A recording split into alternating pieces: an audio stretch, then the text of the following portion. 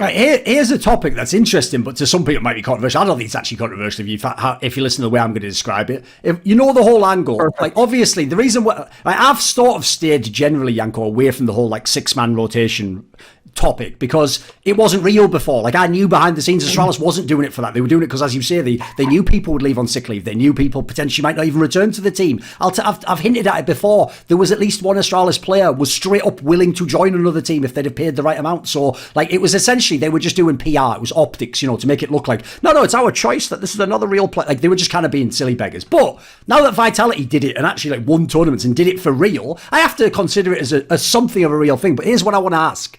I'm still cynical enough, Janko, that I don't fully believe it. As in, I kind of think it's because we are online. I think even Vitality, by the way, in my opinion, if we go to LAN tomorrow and then you transport us forward in time 6 months, I think they just have a 5-man lineup and either Nevera's in it or he isn't.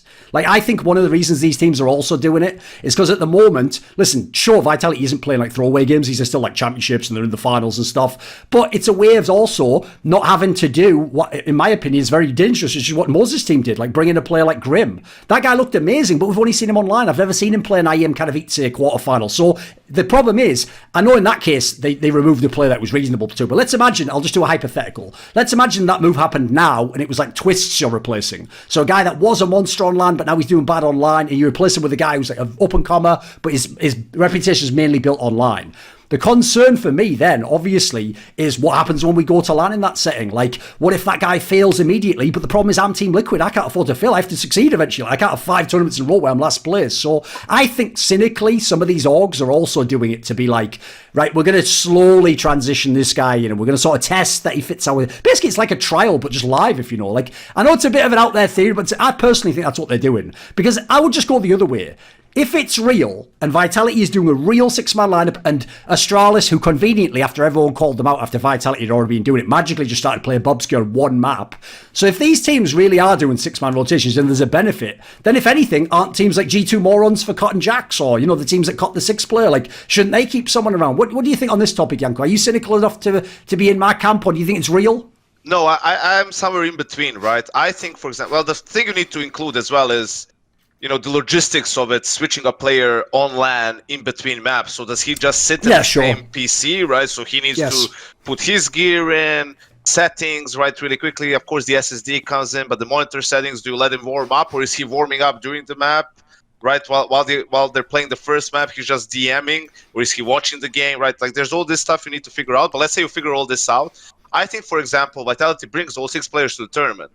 I think what they might do is they look at the game beforehand, they try to figure out the veto, which you can probably do to 90% certain most of the time, at least, if not more, about the maps, the exact maps, and then you just say, okay, against Heroic, we're playing these 5 guys the whole series. You're not gonna switch them out for just Inferno or Dust 2 maybe, right? So you put the guy in to play the whole series, depending on the exact map pool. So I think they might try to do something like that, because otherwise, what's the point of doing all the experimenting while it was the online era? So I see, especially an org like them, because they seem to be one of those orgs, that are very much willing to try new things. That they have a huge support staff around the team. Like, I think they're one of definitely the best orgs in CS right now. I don't know how they do in other games, but when it comes to CS, the way they approach their team, I think it's maybe even the best out there from what I can tell. So I could see them doing it, just not switching in during the match. I think that would be a little bit too crazy at first, but down the line, who knows? I mean, I think the biggest question with it is, I feel like I already know the answer to it, is it going to be allowed at the major? What happens if you go to a major and they don't let you do a 6-man rotation, and then all of a sudden you have Shox who hasn't played Inferno or you have someone who hasn't played Inferno or a map in like 5-6 months, and then you're like, oh God, here we go. Let's roll the dice. So I think that's a huge danger. It'll be interesting to see, like, let's say, do they run the 6-man rotation and switch them out on maps up to like 2 months before the major, and then you start to reincorporate the other guy, or you start to make a decision of the 5 you're going to bring to the major? How is that going to work with the sub? Because one of the sub slots is the coach position. So, you get into a really weird area there. Other than that, I don't think That is a very cynical way for you to look at it, Duncan, that it's like a player coming in. Are you surprised? To phase somebody out slowly over time. No, I'm not surprised. But I do think, I don't think you have a wrong read on it. I just think that's a very cynical way to describe it, because I think, especially in a time where, you know, buyouts are so expensive and salaries are so crazy, there's a benefit to going out and getting a young guy that your team would probably never really want to consider or try to be like a 5-man starting rotation. And you give him, you know, whatever X amount of time, you sign him to like a really small contract. He's got like 2 years. And maybe for the first 6 months, it's just a player that you throw him into practice once in a while. You have him there making sure that he's like, you know, following the scrims and following the strategies and understanding how the team likes to play, and you add him into some scrims here or there when a player wants a day off, and that's a way you can kind of just phase in a new player over time, not like in the cynical, like, we got to get this fucking guy off our roster, let's start like slowly incorporating this guy, but just have like a safety net of, you know, if a player wants to leave, or if a player gets sick, or in a COVID time a player can't travel, has a visa, it's a backup plan, or just a way to make sure that you have like a continuity of your team's culture, you know, moving forward. For a team like Astralis that have built like such a good culture and a good winning tradition, like, you'd want to have a player incorporated and steeped in that culture before just throwing him into the heavy matches. So it makes sense to me from that perspective. Just maybe not as like, you know, evil villain type angle on it. Also, never underestimate the power of the bench, like just to keep your starting 5 on edge, right? Like just having that ability, that opportunity to say, hey, listen, if you're not going to do what I tell you to do, and if you're not going to put in the hours and work on the things you need to work on, I have a guy right here, you know, I'm going to put him in, I don't care, right? Because that's the thing, in CS, it still hasn't gotten over that hump, you know, we're going to do whatever it takes just to win, right? And give ourselves the best. People don't worry about culture as much, and, you know, making sure that no matter which 5 players you have, the team is like trending the same way, or, you know, there's a certain way of doing things that will not change. And I think we will see more and more of that, where, you know, there's a star player, like look what Cloud9 did with Toxic. I didn't really follow everything that happened, like I don't really know exactly why he got benched. I don't know if they even like explained it in detail, but, you know, he was obviously like the star signing or something. 2 months later, yes, he's benched for whatever reason it is. The reason doesn't even matter. What matters is the willingness of the org to bench their star player after they, you know, paid a lot from, which was probably like hurts them a lot. Yes. Right? And just like make the statement, if you're not going to get on with the program, you're not going to be a part of the program. Right? Like there's definitely, you know, less money for him if he's benched and all this stuff, right? So it's not like he's just sitting there collecting a full paycheck, not playing, right? There's definitely detriments to being on the bench besides the simple fact that you're not, you know, playing the official games, which is why everyone is doing it. So I think that's also a powerful thing to have, where, you know, you can get someone to get in line by having this opportunity to, you know, put them on the bench and swap them in with someone. And that also, as Jason said, if it's a younger player, you know, if he proves himself, well, there you have it. Like you have, for much less money, you have someone who, if he can do the job as well, like, why do you care if it's, you know, this name or that name? You just need someone to get the job done. And so that's why I think having that 6-man roster can be very powerful, even if you don't use the 6th player as much as some of the other teams do. Because basically, there's actually yeah, go on. I was going to say, well, the way we kind of talked about it just kind of is like cutting the corner of like the real idea behind a 6-man roster. Like, are you going to have a 6-man roster with that player that you eventually want to bring in over time, or are you going to actually have someone who rotates into play matches, I guess is the big difference of what we're covering. Because I don't know, until the major question is answered to me, I don't know. I don't even think that there's like a reality that a 6-man roster can work, because then that'd be like a huge, you know, like all your plans of having this 6-man guy who's going to be like, this guy's going to know everything about every opponent we play on 2 maps, you know, and then he's like your specialist if those maps are in the series. But if you can't use him at the major, then, I mean, you have all this stuff that you've prepared and practiced, and this is how you've played for the entire year, and then you just don't have it available at the biggest tournament in the calendar. So I think that's too much of a risk in my mind. But if you use it the other way, where it's not some kind of a rotation unless it becomes, you know, emergency necessary and for whatever reason, that's where I think it's a bit more realistic. Yeah, but go on. Yeah, sorry, but just quickly, like, it's not like you're throwing away, like, here's a question for you, Jason. Let's say you have a 6-man roster and it's working really well at all these tournaments, CSL, Blast, and stuff. You're winning a tournament here and there. You're definitely always a contender, but you cannot use it for the major? Like, would you make that trade-off where you just keep going with that and then you just figure it out in whichever way you can? Listen, you can have a 6-man. Well, you can have, like, you cannot have your coach and register the 6 players. I just don't know yet in the current rulebook if you can swap them in and out between games. Not sure about that. I don't think you can, because in the old one you didn't used to be able to. That's why, if you remember that famous tournament where Nip had to play with Threat as the coach, even though Pith arrived late, but he was in theory in time to play. But I know back then the rule was you couldn't. You had to like declare at the beginning of the tournament. But let's even say worst case scenario, you can't even do that, right? So you just figure out of the 6 which 5 you were going to use. Probably it's going to definitely going to hinder you for that one tournament. But you know, it's not like you suddenly turn to shit just because of that. So you'll probably still have a good chance to make a deep run. If the stars align, you might even win the whole thing. Like, would you make that trade-off?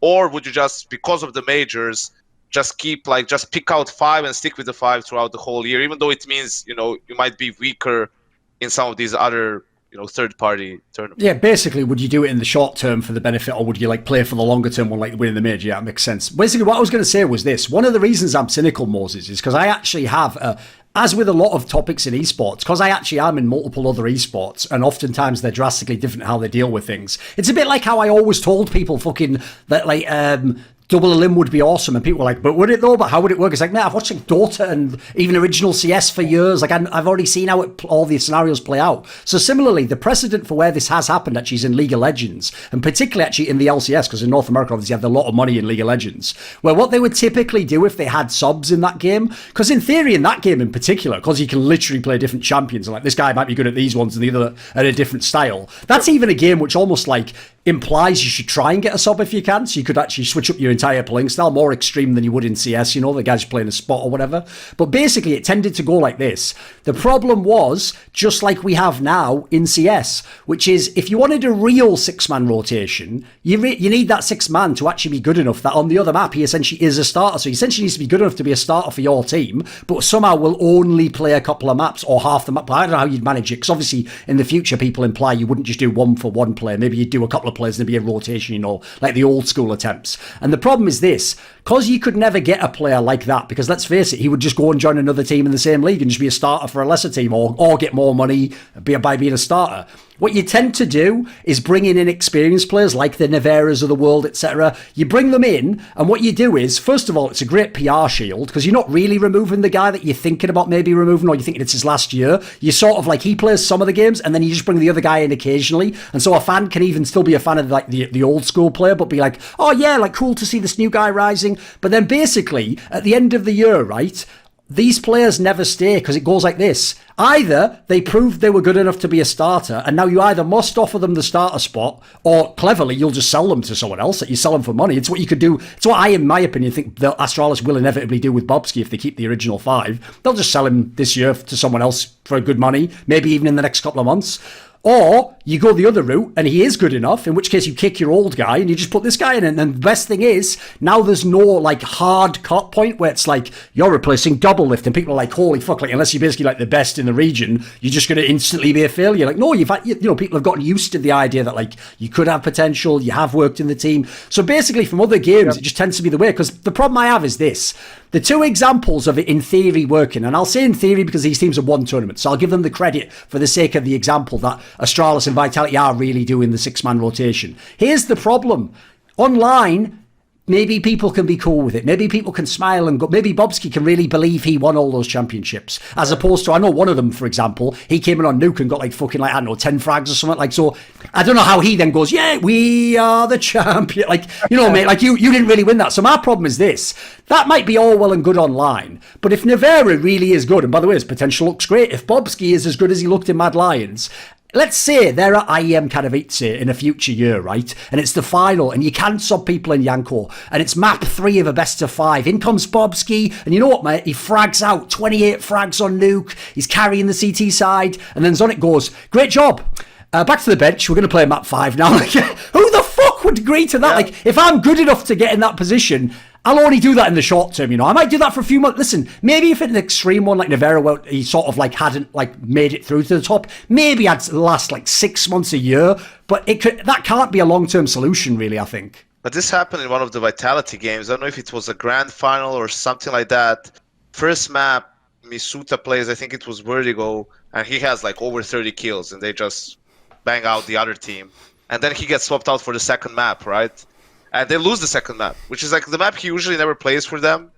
But it's like, well, he was having such an insane game, you know, like he's obviously red hot at the moment. Maybe you wanna, you know, leave him in and just see how he does, regardless of the fact that. But you know, that's one of the things that why I praised them for doing it online. They swapped him out, it didn't work out, and now they're probably gonna review it and say, okay, next time let's try to leave it, see how that works, and try to figure that out. So yeah, I think on LAN definitely to be also. I think you were talking more from the side of the actual player that you know, he would be probably tilted as fuck for getting removed right after having, you know, a sick map. But that all comes down to team talk and beforehand setting things straight, right? If Babsky comes into that game or into that match knowing I'm gonna play these maps no matter what, right? If I have one kill, you know, in the first map that I'm playing, like let's say I'm playing Nuke, if I get, you know, 3 kills on this map, but I'm also the guy who plays Inferno, and Inferno is the 4th map, I'm gonna play again. So I need to get my, you know, head straight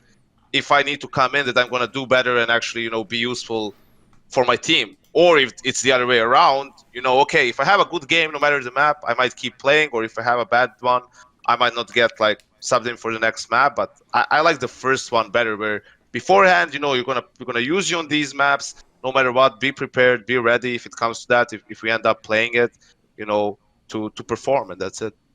Yeah, I mean, I guess if you set those expectations, that would help. I like, again, this is me being like a little bit more like rose-tinted glasses, but I like to believe that you would be able, you'd have to have a lot of confidence in like your team cohesion and the culture that you've built and everyone being like happy and comfortable within the team. But I mean, listen, it happens all the time in traditional sports. Like, you know, players get pulled out for like the last 5 seconds of a basketball game or for the final play of a football game. So, I mean, now those are obviously, that's an extreme example because those sports and those team environments are way more evolved and way more, you know, progressed than where we are as a team. But I mean, I don't know. I guess this, you'd have to look at this like whole like idea of a 6-man rotation as the stepping stone to getting to a point where you have, you know, a Counter-Strike team the way that most other teams have subs in those situations set up. So I don't know. It's just, I think it's one of those things that we'd have to get to. I think I think it would be rocky in the short term as this gets tested out. But I think, you know, everyone in the scene, as soon as people start to make it work, I think other teams in the scene will be able to make it work as well. And also, you know me, Duncan, like, you know, I had a bit of a different upbringing and the environment here is different. Like, I played basketball for 10 years. Like, the shit that my coach used to tell us and like the stuff that he used to pull during games and stuff, like, you know, you sometimes wish you could do something similar. I feel like everyone, like a lot of coaches are walking on eggshells with players, right? You don't want to upset anyone too much. You know, you don't want to hurt his feelings too much because, you know, then he's going to get all emo and you can't get him like to do anything after that. Like, you know, why not? Like, you have 6 players, right? And some guys, like, he came into, no matter what you did on that day, like, you did the whole routine, you got the team together, you did the walkthrough, breakfast, all the stuff, blah, blah, blah, blah, blah, and you come to the game, you see some guys just, like, he's just fucking zoned out, right? Like, he's just not there for whatever reason, you know, like, he's not focused, all of that. He can be one of your better players. It might not even be one of these map-specific subs, right? And I just go after the map and I say, you're fucking out. Like, get the fuck out, you know, from the PC. You're not playing more. You're not playing anymore today. Like, if you're gonna behave like this, right, you're not gonna play until further notice, until you get your shit together, right? Until you get your act together, and then you just put the other guy in, right? Like, I think it's happening less and less because you get more and more new players who, you know, the older generation of players is spoiled because they had success and they had a lot more power in teams, or even still have a lot of power in teams and decision making, all of that stuff. And obviously, why would you want to give that up, right? Because you can decide everything for yourself instead of the org in a way it's supposed to be. So I think with some of that you might be seeing it, but you know, I'm just like, it's just. What are you, reliving your glory days of kicking Harry off the team at the show match? I would love to see you do that to like fucking Olaf on a big stage. I mean, it would never happen to Olaf, but you know, some of the other players potentially, like, just get him, like, throw him off the stage into the crowd and like, you deal with this guy now. He's just get the fuck off. You're fired. Like, you're just firing there on the spot. That is definitely though why the fact that fans attempt to scrutinise coaches like they scrutinise sports coaches or like football managers is ridiculous though, Janko. Because as you say, like, nobody everybody does that pretty much. Like, the only person I think in the entire scene, well, maybe Extaz as well is in this mix now because of where their orgs are. I think, in my opinion, only Extaz and Zonic in the entire scene are really like almost unremovable, even by their own players. Almost every other coach, first of all, could literally be removed if like 4 out of the 5 players just said, I won't play again, or I want to leave, or, you know, I'll leave on free agency if this guy's gone. The org would probably cut them. And more importantly, they just don't do that anyway. Like, if you think of the legendary coaches in basketball, NFL, it's the other way around, Yanko. Like, it's the player who's worried about the pissing the coach off, because as you say, the coach will just yank your ass. Like, the most extreme ones, like the fucking, you know, Greg Popovich's, they'll even do it if you're like the star player. They'll just be like, you know, I'm going to keep everyone in line this way. I'm going to like tear this guy up too. So I think fans don't realise, like, I know if you go too far this way, they think coaches do nothing, but it's like, coaches don't have like the level of control you imagine. That's why I asked at the beginning, how is it different? Because I know a fan thinks if they come in, like, for example, a fan thinks if they go and join the teams you joined, like if they go and join MIBR, they're just going to tell Coldzera how they want him to play, or, you know, actually, Fur, I don't want you to be as aggressive as anymore. Like, you're not even, listen, you could make a suggestion, or maybe try, like, you know. Exactly. Nice one. I'd like to see that. Put it this way, if anyone ever attempts that, just please record it. Like, put like a candid camera somewhere, just so like one day we can see what it's like, because you'll be the one getting tossed out the room, mate, like fucking Jazzy Jeff on the Fresh Prince or something. They'll just heave you out the door at that point in time. Like, yeah, that's why I like the NFL, right? As the ultimate team sport. Like, there it can really be, you know, this season you're the MVP, and the next you're having a bad year, and the year after that, if you're still underperforming, you're gonna get released from the team, right? Like, you're just being dead weight at that point, you know. And there's so much, and I think all this conversation about the 6th player and all of that stuff, I think you could have, as we didn't even imagine it a couple of years back, like the main reason why it's even a thing is the increase in talent. Yes. Right, and the fact that the average, you know, player is much more skilled today than he was 3-4 years ago. So now you have the luxury of, you have a guy who can be good enough that you would consider putting it into your team, but, you know, another team maybe cannot afford them, or he will just come for the better salary, despite the fact that he wouldn't be an active player. So I think if we continue going in an upwards trend, which, you know, maybe it's not 100% certain in terms of the player base and everything and all of that stuff, I think you're going to see more and more of it. Like, more teams are going to pick up 6-man rosters. More teams are actually going to have all 6 players play, not just have like a 6th guy there in case of emergency or whatever, injury or something along those lines. And yeah, I'm hopeful about I'm hopeful for it. Like, just like with everything else, anything that gives an edge to a team, like the other teams are probably gonna start and try to mimic that and try to catch up.